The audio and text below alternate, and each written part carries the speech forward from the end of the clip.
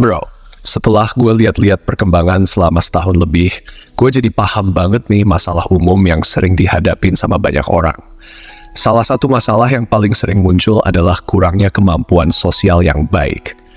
Nah, masalah ini tuh lumayan kompleks dan sering bikin bingung. Ciri-cirinya tuh biasanya gini. Takut memulai pembicaraan dengan orang baru. 2. Bingung kapan harus ngomong dan ngomong apa saat lagi ngumpul rame-rame, jadi akhirnya lebih milih diam aja. 3. Pernah nyoba keluar dari zona nyaman dan nimbrung dalam pembicaraan, tapi malah jadi awkward atau canggung. Akhirnya banyak yang milih untuk diam atau bahkan nggak ikut ngumpul sama sekali. Dampaknya? Tentu aja negatif. Banyak peluang untuk membangun network atau menjalin pertemanan baru jadi terlewatkan.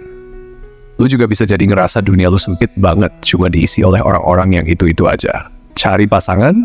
Susah bro, karena nggak tahu harus ngomong apa pas mau mendeketin orang. Lalu gimana cara mengatasi masalah ini? Sebenarnya sederhana kok. Kita perlu meningkatkan keterampilan sosial kita. Nah, beruntung banget lu ada di video ini karena gue bakal ngebahas tips dan trik buat mengembangkan keterampilan sosial lu. Sebelum nonton, jangan lupa klik like dan subscribe biar nggak ketinggalan video lainnya. Pertama-tama, apa sih keterampilan sosial itu? Keterampilan sosial adalah serangkaian kemampuan yang kita gunakan untuk berinteraksi dan berkomunikasi dengan orang lain.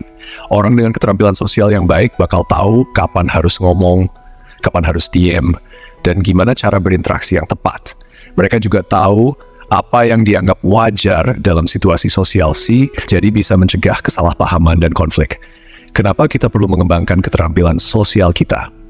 1. Keterampilan sosial membantu kita memulai dan menjaga hubungan dengan orang lain.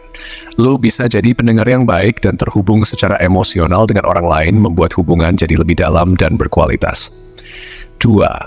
Hubungan berkualitas bisa mendukung kesehatan fisik kita. Penelitian menunjukkan bahwa hubungan yang baik berdampak pada umur yang lebih panjang dan mempercepat pemulihan dari sakit.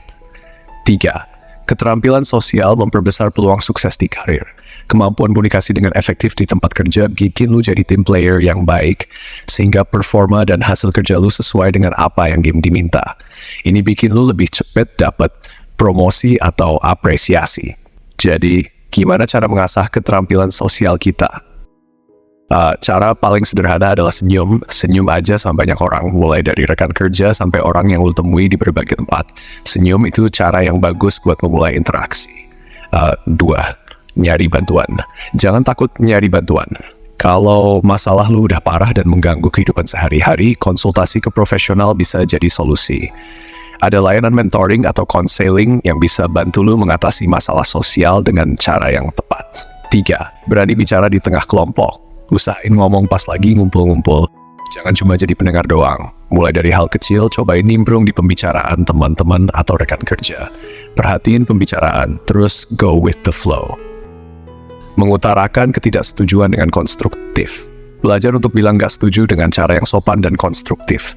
Ini menunjukkan keterampilan sosial yang baik. Bilang aja dengan lugas dan tetap sopan kalau lu gak setuju sama sesuatu.